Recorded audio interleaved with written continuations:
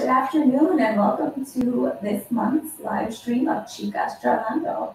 It's a program put on by Latino Commission on AIDS, dedicated to giving women of color, especially Latinx women, a forum to discuss how race, gender, sexuality, class, and their intersectionalities affect our quality of life.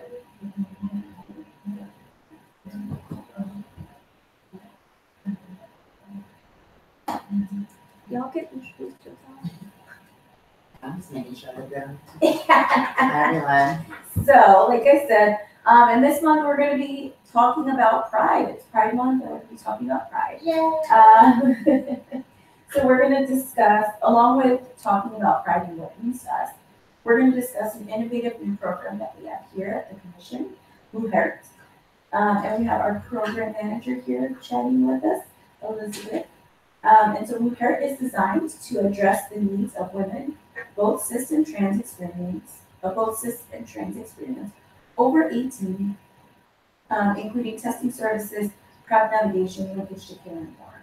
So we'll be chatting about what Pride Month means to us as well as this program. And before we jump into our questions for this month, I want to give our panelists a chance to introduce themselves. Hi, I'm Elizabeth Marie Rivera. I'm the program manager for the program today here at the Commission. And she, her, and Asia.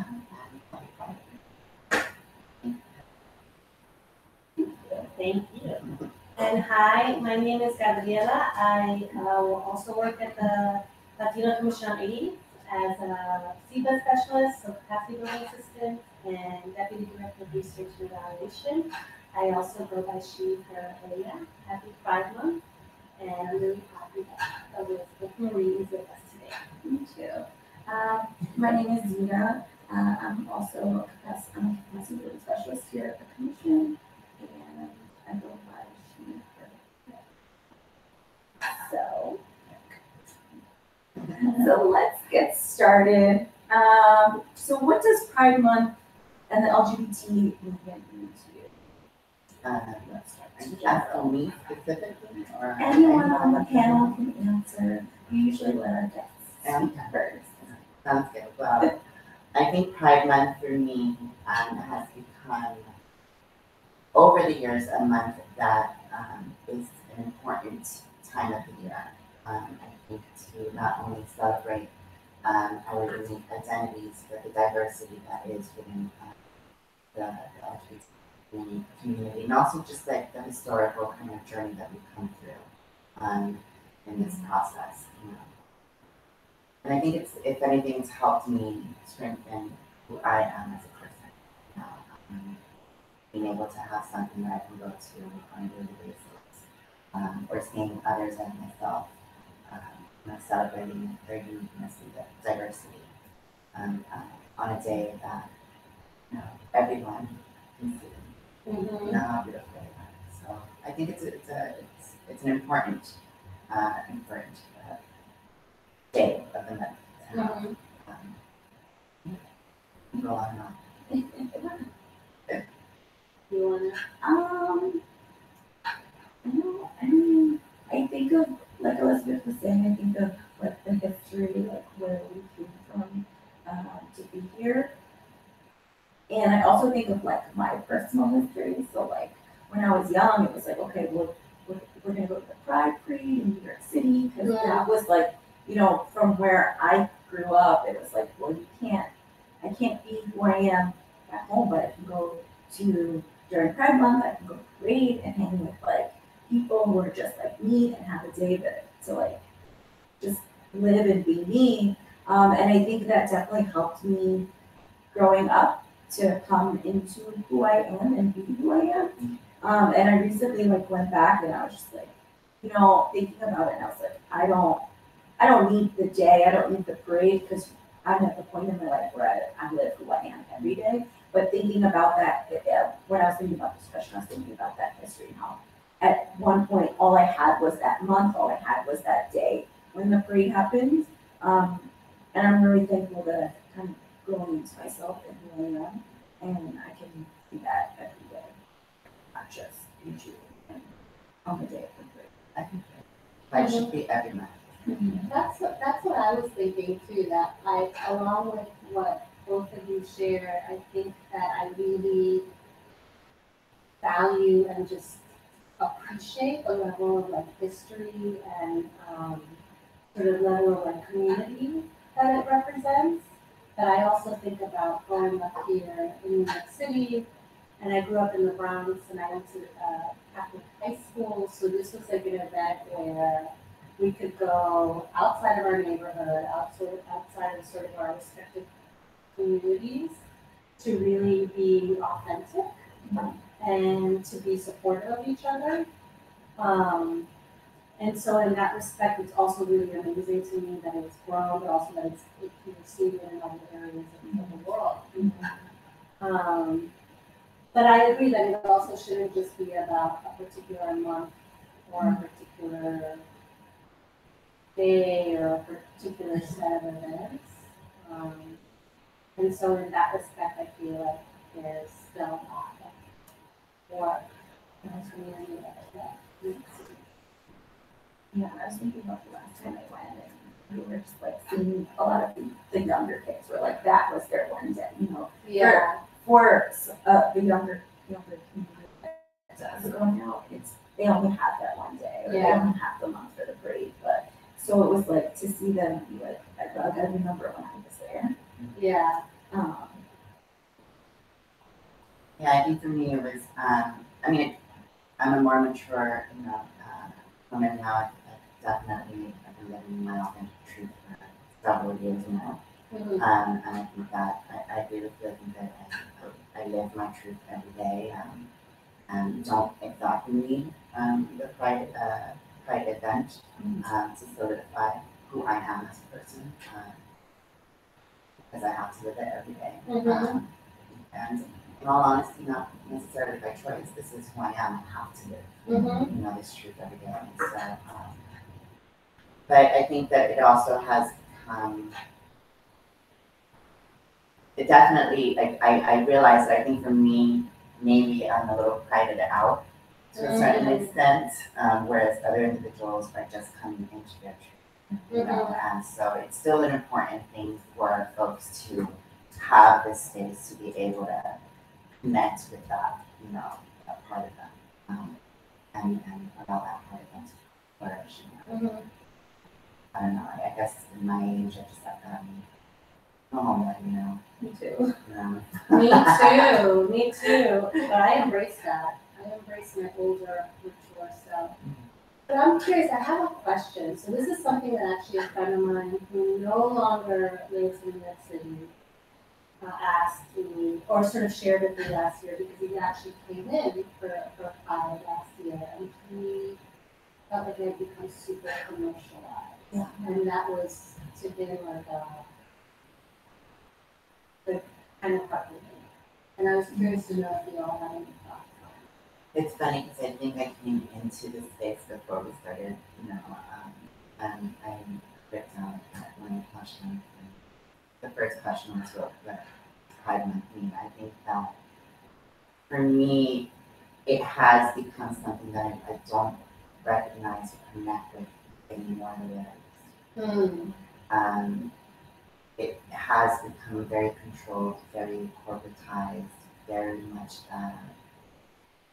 It's very commercialized indeed. I think that the core value of why Pride events took place, why it developed, is somewhat missing for me. The social justice piece, the activism piece, the whole reason why we are able to say we have a Pride Month,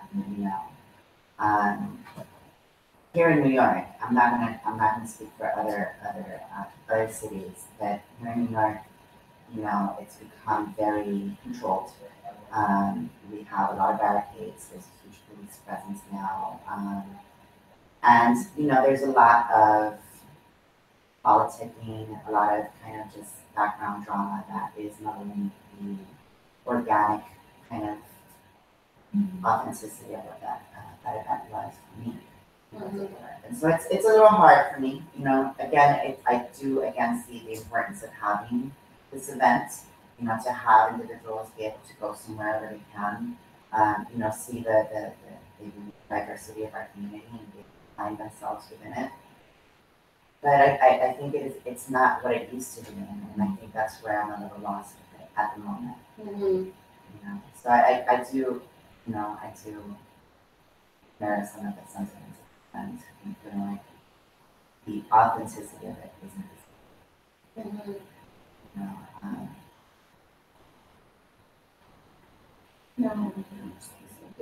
I agree. But you were talking about the history of the LGBT movement, so I want to talk about that a little bit more. So there's a lot of talk about where placed the responsibility of the modern LGBT movement. Many people said leaders such as, sorry, I'm looking at it spelled wrong, right? It says Martha, and I know it's some Marsha. I wasn't going to say anything.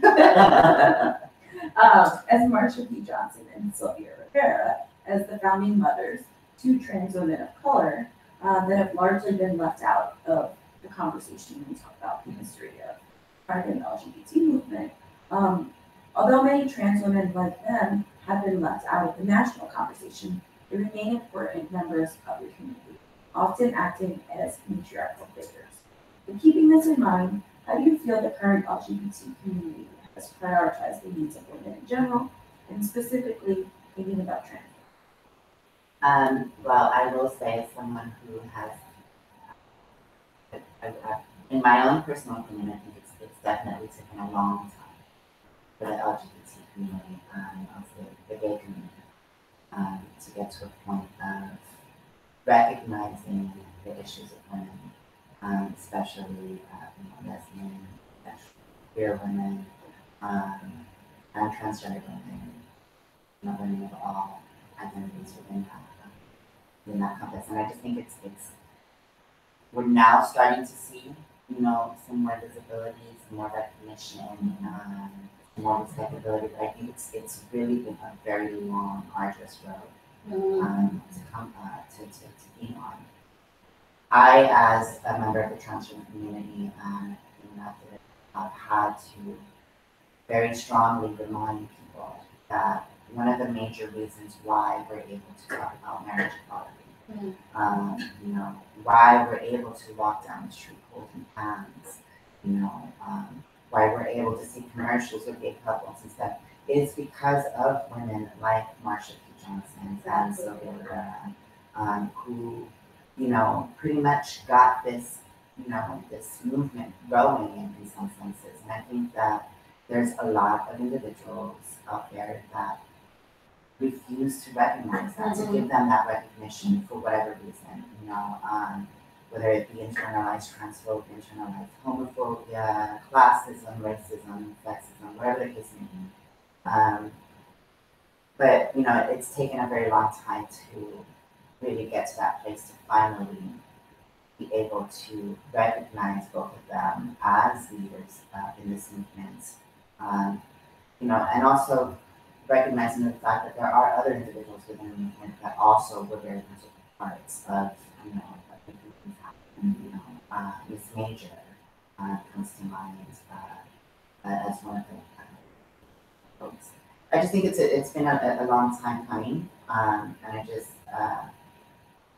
I thank folks like Laverne Cox, John Locke, Angelica Ross, Trace Lissette. I can go on. There's a list of actresses and celebrities now that are becoming very visible, that are pushing this narrative, this history, this historical truth. Reminding folks. I think that for a while it seemed like that truth got lost in the mix. There are archival footage of Sylvia Rivera being booed, by lesbians and gay men in Washington Square Park at a rally, where she very, very visibly, is very passionately advocating for the community, and very clearly wasn't being accepted at that point.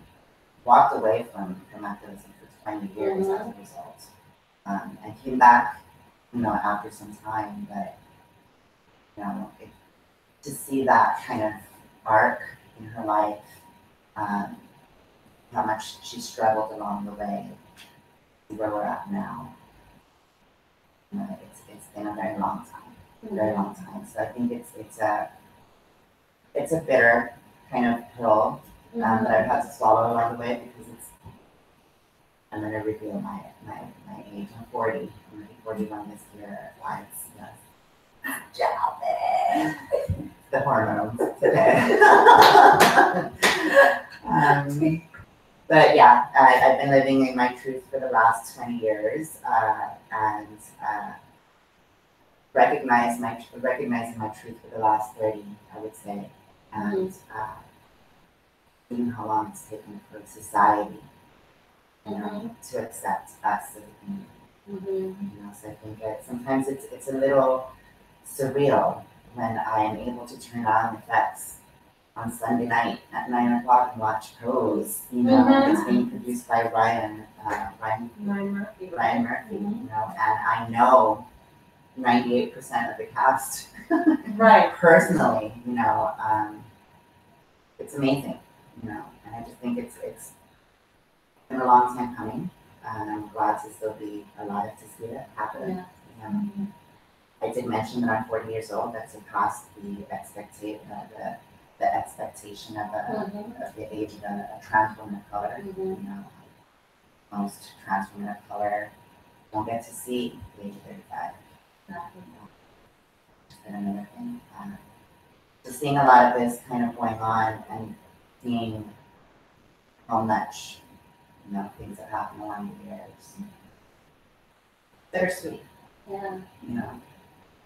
I'm glad you brought that up because I was thinking that on the one hand there's been a certain level of like visible change, right? And at the same time, there's been very limited recognition, I'd say at that level of media, of the high rates of abuse and murder, especially of trans women of color, and especially quite young.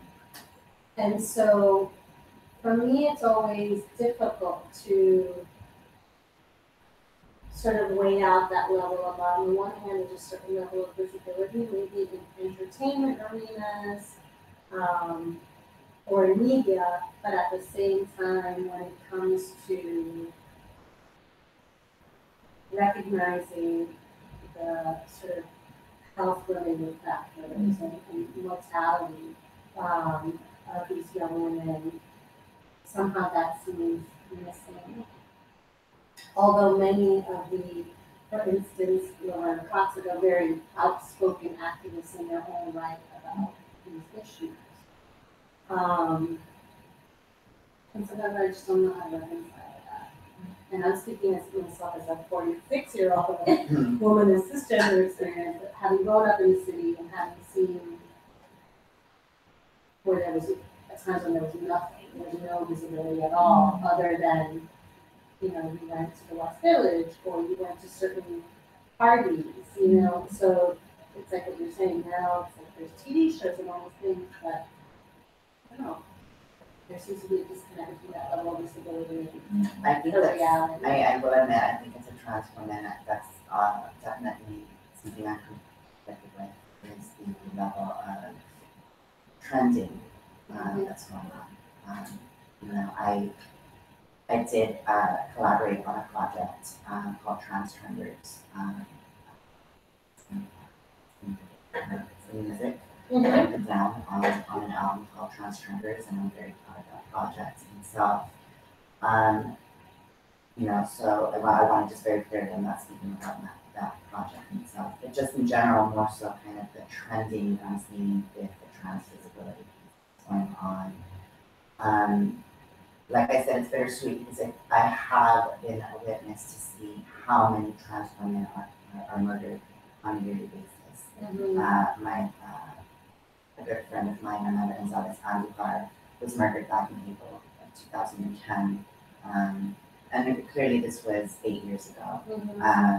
But even then, you know, the way that her murder was being projected on the media, the way that she was being spoken about as an individual was just completely disheartening. And even the fact that, you know, I mean, appreciative maybe to a small, minute extent that, you know, her murder was getting some type of visibility, but it was in the way that it was receiving the visibility.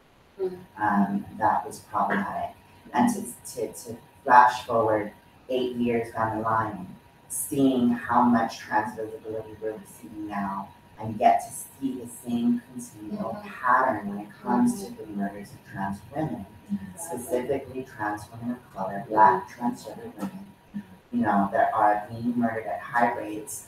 Their murders are not being reported, you know, at all, and if they are being reported very, very late after the fact, with very muddled information, very insensitive information, deadening, misgendering, with no conscious consideration of the fact that this person is a human being with family members, with friends, you know, again, I celebrate all of the goddesses that I'm seeing, you know, being highlighted in the entertainment industry and everything, and at the same time, have a huge problem with the lack of accountability when it comes to recording these deaths that happen, you know, even on an international level. I think for an extent it's an irony to see that, you know what, we're great for the purposes of performing, you know, but when it comes down to speaking truthfully about our lives, you know, and the way that we live them and what occurs to us behind the camera, people tend to have an issue with. So you know, even with Pose, you know, I think it's a great show to have out there as a vehicle to kind of showcase what our lives are like, especially you know, the lives of transgender women within the ballroom community here in New York. I try my best to stay out of the comment section, but somehow found myself in the comment section on IMDb over the weekend, and you know, 2018, and I'm still reading stuff that just isn't right on a human level. You know, stop thinking about individuals on a human level. Sometimes they don't take into consideration that some of us actually work really hard, you know, to get through our lives. You know, it's not an easy thing to do. You know, I'm thankful to be at the place in my life where I'm at now, when I'm not only able to self-advocate for myself, you know, to a certain extent, but I'm able to do so for others. You know, and you know, recognize that there are these kind of gaps that need to be filled, and how can I, you know, as a trans woman of color who, you know, has gotten to a place in life now, you know, how can I take from my experience and fill those gaps? You know, but yeah, I think it has been a bittersweet kind of reality. You know, again, proud of Laverne and all of the women that I'm seeing, all of the trans folks that I'm seeing. I don't want to discount the trans men out there as well that are making moves, like Ashley and other folks. So,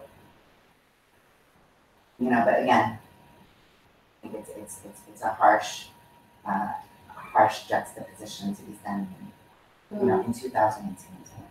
You know. Yeah, I completely agree with everything you're saying. And also when you just mentioned 2018, it's also like given the state of our administration and the level of just, for lack of a much better word that I'd rather use, that bullying that goes on sort of without a second thought. And it goes back to, I think, how as human beings, the language that is being used and is at the level of being so abusive, so threatening to the actual actions. I think there's like correlation also.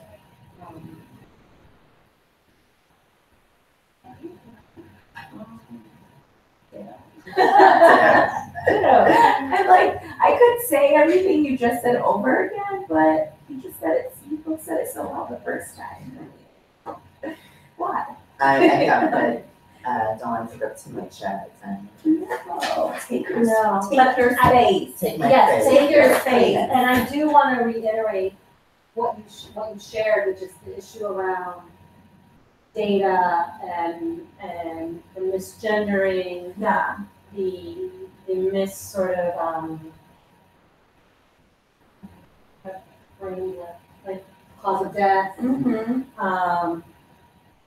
understanding certain consequences related to intimate partner violence or related to violence in the community. So those things are really key because that's important information that empowers activists, researchers, providers, community members. And so if that's not accurately captured or purposely, like some persecutors, not captured, that's vital information that we're missing about. I mean, I've always been, a stickler around media accountability and the way that we disseminate information to the general public and what messaging we're using, what context, what jargon. Because I think that we as a society, a lot of the information that we, receive is through the news, through watching TV, through reading newspaper and stuff. And so it's very important that a news reporter, per se, is speaking from a very 100% informed place, a place of neutrality and not imposing their own bias into the way that they're reporting the information. Again, at the end of the day, these individuals are human beings with family members, they are community members, they're friends, they are intimate partners. To think about the impact that reading an article about someone would have on a family member. To put yourself in their shoes and understand what would it be like for you to read an article about your family member that is written in such an insensitive manner, that does not allow someone to really connect with the human, behind the story. I think it's very key, and I think that even in the work that we do, as an organization, it's important that we always keep that in the forefront. How we are, forming our messaging, how we're developing our social media content, what imagery we're using. As an individual, when you go to buy a product, you buy a product depending on how you connect with that product. And there's so many varying factors that come in that process, And so I think that when we talk about, really connecting with the community, with whatever community, whether it be women, the Black community, the trans community, that we are intentional in our approach. That we are very, very clear in understanding that the diversity, the intersectionalities. Not everyone is the same. I'm always someone that kind of stresses the idea of we're all a cup of tea. We're all a cup of tea of a different flavor. You know what I'm saying? And not everybody's gonna like the same flavored tea. You know what I'm saying? But somebody's gonna love my tea, and they're gonna sip from that cup over and over and over again. So I just think it's one of those things where we just have to kind of keep in mind that, intentionality is very important. I think the way that we look at something. Yeah. And one thing that you just said, because I was just thinking that aspect of sitting and being a family member or a friend or a partner of someone and having like a story that's completely biased or derogatory. But I'm also thinking about folks that are young, that might be, sort of struggling in their own right, and then to see on the media how little life is valued simply because of your gender, simply because of your race or your ethnicity, simply because of where you were born. And so those things I also think have a certain level of community level, almost like trauma, that the media and messaging can either mitigate or actually make worse. I think I think the messaging, what we're seeing on TV, that definitely starts formulating people's kind of thought process around certain things. I think that, just on a personal level, when I came out to my father and told my father who I was, you know, my father passed away last year in August. So, and I don't want to make it sound as though I'm speaking ill of him. That's my father today. And I think that it was hard for me to be at the place in my life now and to see him, kind of pass on whatever the case may be, but seeing how hard he worked to get to a place of accepting me and my sister, and why it took him so long to get to that place. And it was based a lot on what he was learning from other people, from the media, from newspapers and stuff, from what he saw on TV. And I think that the day that I came out to him, when I revealed my truth to him, he said, "You've chosen a life that's going to end in only two possible ways. You're either going to die of AIDS, or you're going to end up being sent home in a coffin with a bullet between your eyes." And that was something that always stuck with me for a very, very long time, because I kind of lived with this idea in my head that at any moment my life might be taken. Very viciously, and I remember one night being out, I wasn't working, I was unemployed and had to rely on survival sex work, and being assaulted by someone who very nearly took my life. And I remember it in that moment thinking to myself, what is my father doing? How is this going to happen? What impact is this going to have on my family? I come from a Pentecostal Christian upbringing, Puerto Rican. So I, identity-wise, struggled a lot to be accepted within my family. And I think that, getting to a place in my life of kind of not only owning who I am, but accepting the fact that they might not fully accept me for who I was difficult. And then to live with this kind of reality of, I could end up in murder. This is only just going to strengthen the thought process that my family has about the community. Right. And how can I start breaking that stereotype that, and I start breaking down that not in that thought process. I'm rambling, but No. One thing that popped into my head, so, at this point in my life, some of my friends that have kids, the kids are already getting to that sort of 11, 12 years old, or a little younger. And so it's interesting to be having, because I'm not a parent, having this conversation with some of my friends who there's this juxtaposition of accepting and at the same time being very fearful, which I can imagine also from what you're sharing what your dad said. It's like, I can imagine that as a parent, there's also this fear of you just want to keep your child safe. And how do you reconcile that with like your child's authenticity? Particularly in a society that is very biased towards being white, being male, cisgender male, having a certain level of income and class. So I just thought about that too. That's I mean, and again, I brought up the point of my having to rely on survival sex work. both difficulty of understanding what our realities look like. You know, again, I mentioned earlier, you know, now that I'm in a different place in my life, how can I take from my life experience and get back and fill those gaps that need to be filled, you know. Recently became program manager and you know, I'll say kind of groundbreaking program here as a mission. And again, I think one of the major reasons, you know, this is kind of a baby project that I'm very kind of happy about.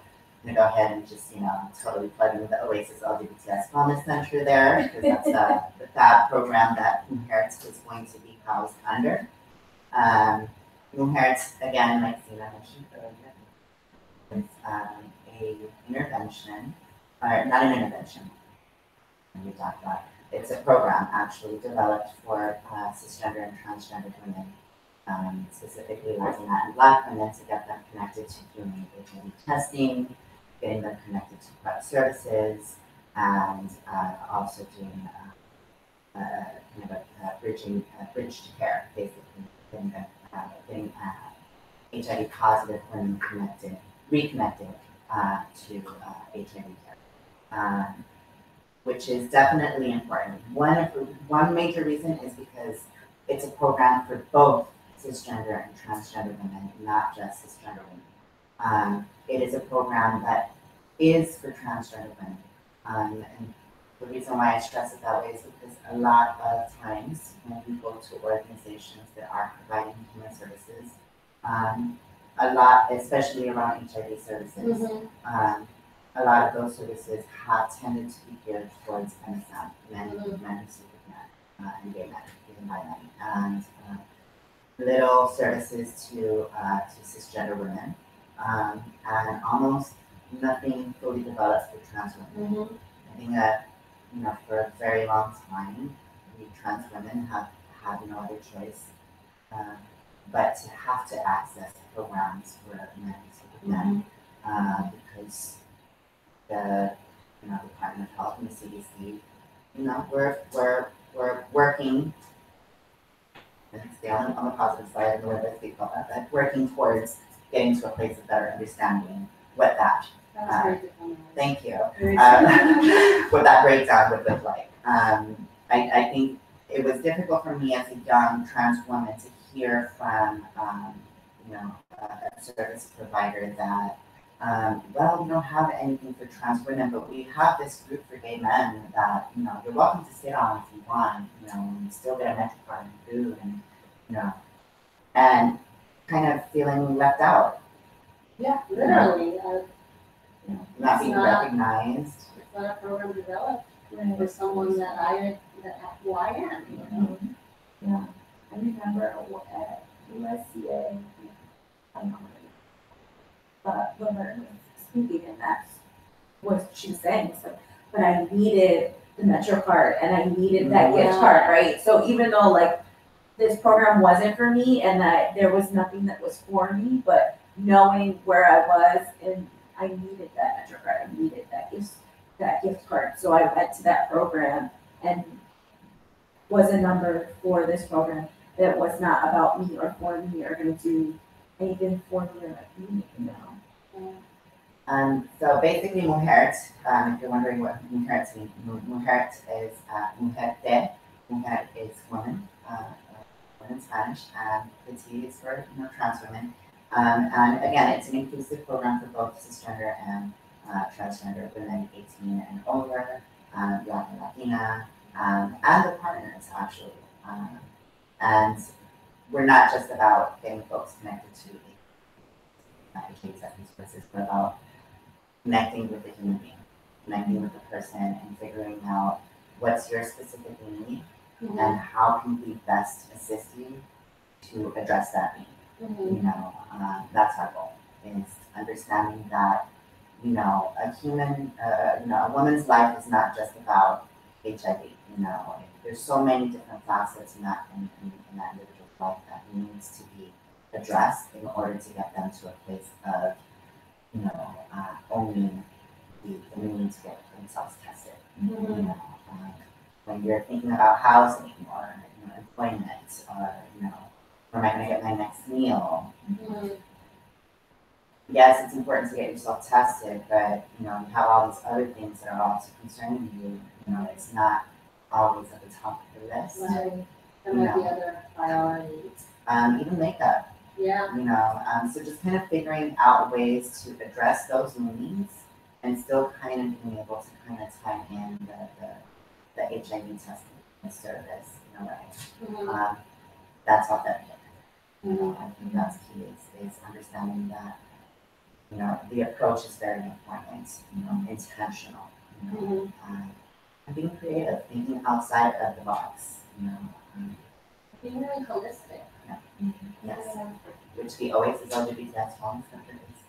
Yes, and it's a very empowering, but also like warm space. Yeah. Like, okay, well, welcome. I just wanted to make sure though that for those of you listening, so folks that English or Spanish speaking can come and access services and find someone that can speak their language. Yes, you can. I actually, you know, I am bilingual. I speak both English, Spanish, and Spanish sometimes. So, and yeah, I'm not going to turn anyone away necessarily. I'm going to ensure that I figure out a way to correct service. Is that right? And also regardless of documentation or insurance. That's correct. We do work with immigrant women, Mhm. immigrant LGBT folks. So we're here for you. So if you are someone who is in need and are looking for a space particularly tailored to you, having information on AIDS, always is helpful as well as spaces that are tailored for that. Yeah.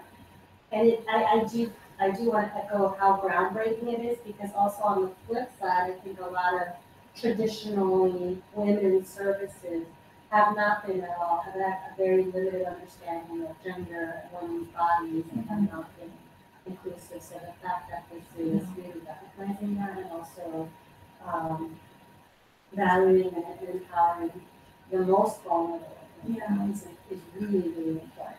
Yeah, and when I think of just in general other programs, you know, prior to coming on and working as commissioner, I worked for a program that worked primarily with women, but just looking at the different intersections, you know, Exactly.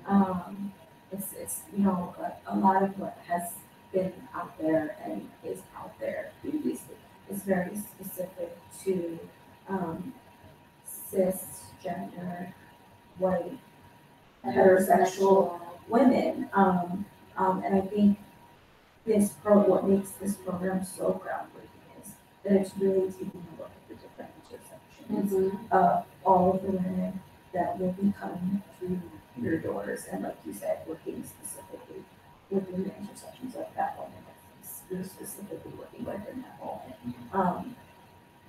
To me, I think that's just, it's amazing. That's what we need. And thinking about some of the other webcasts that we've had where we've talked about different topics, it just seems like this program really touches base on all of the things that we have discussed. You know, thinking about, we talked about intimate partner violence, right? And maybe that's a priority that someone needs to access or work out before testing is important. I love that you said that it's not just the women, but it's the partners, because thinking about, we had a webcast, we talked about kind of, you know, trans women and their partners and the conversation, you know, taking a look at their partners and giving their partners space to have those conversations with their friends, with their families, with their providers, right? So this is a space that now allows for that. So I'm really excited. Yeah, me too. I'm excited and maybe a little long, but hey, I'm gonna be on that meeting. That's why I'm the program. Exactly. And that's why we're here to support you. Yes. And all of you. I think it's a perfect, actually, it's Pride Month, you know, and that's kind of the other kind of thing that's kind of that'll work moment for me is the fact that this is happening at a time where it's Pride Month. So I think it's what it's happening there. Yeah. I'm proud to be a trans woman, a Latina trans woman, heading this program for women. Very, very fun. Even thinking about like queer women being able to access this queer women space for them as opposed to some other spaces that they're not for. No. Do you need, or you know how to assess the needs, or how to even ask questions? So Elizabeth, is the program up and running, or like what do you want folks to know as far as hours? Well, I work, the program is available from 9:30 to 5:30, Monday through Friday. I think if you shoot me an email, I'm always going to be available via email to, answer any questions, shoot me a phone call, I'll return it eventually.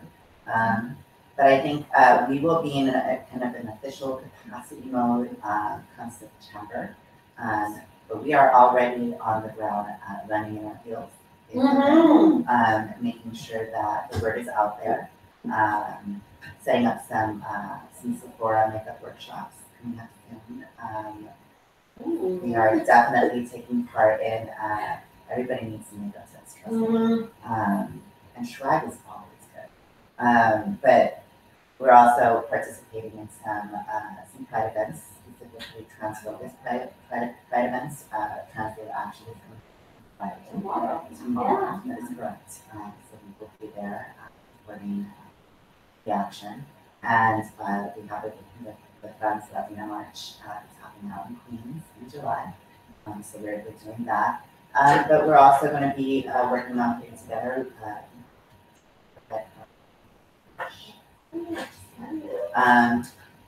yeah. You might have to do a live stream. I know. From the red carpets. Chicas Charlando from the red carpet. I'm loving it. I'm loving it. Again, it's about being creative. I think it's about being creative, thinking outside of the box, and understanding that, approaches are very important. And if you're not dazzling me with sparkle, glitter, and just fabulousness, I just think it's not going to grab my attention. I just think that sometimes we get a little dry in our approach, and it's about understanding that, sometimes you gotta really pick it up a bit, have fun. I think talking about staying healthy doesn't always have to be such a dark, negative kind of thing, I think it's sexy, for a guy to ask me, have you been tested, we bring up the conversation about, when that actually happens, before the due, I agree. It's such a turn on, it's and it's about finding kind of a sexy, kind of a fun way of having these conversations that are not so muddled in, dark thoughts. Basically. Yeah. And it's not the end of the world, it's not the end of your life, it's just about understanding how to be able to navigate this world in the new reality that we live in, things that become more advanced. You live a lengthier life. As someone who's HIV positive, you be undetectable, be very healthy. It's a reality that we are now living in that we need to start kind of letting folks know, hey, this is what's going on. It's okay. It's okay to do your own prep. It's okay to care about your sexual health. It's okay to have open, honest, transparent, raw, and sexy conversations about sex. But it's also very important about being honest with yourself. That things are going on. Yeah, I completely agree. And I'm really glad that you said that, because I think it's being able to have a space or a place to go to have those sorts of conversations with a provider that you're sure is not going to judge you or stigmatize you, or actually give you information that you never even knew you didn't have. Like what you were saying earlier about some community members don't know these things, I think is really key. Thank you all for having me. Oh, thank you That's so a much. great Thanks for coming. I'm discussion. excited to have you End of today. our cast, our webcast. Really exciting. I am almost 100% sure that Elizabeth will be back. Yes. We'll be back with us on Chicas Charlando and that for We're another month. gonna and find another out topic. where this launch party is Yes. happening. The next time So- you see us with Elizabeth, I'll be in a heel, probably. I'll be in here too. I Fabulous, don't know if I fabulous wanna- gown. Fabulous gown. Maybe just one meal. Yeah, it's been fun. And, happy Pride again, everyone. Happy Thank you. Pride. Happy Pride, everyone. Yes. Stay hydrated. It's really hot if you're here in New York City. MujerT. Yes. And we'll Come check us out. we'll make sure in the stream to put in. Yeah, we'll make sure to put in the comments Contact below, info. contact info, address. So you can stop by and come see us, come see Elizabeth. Yes, be fabulous with us. Yes. Thanks again. Thanks, Bye. everyone. Bye-bye.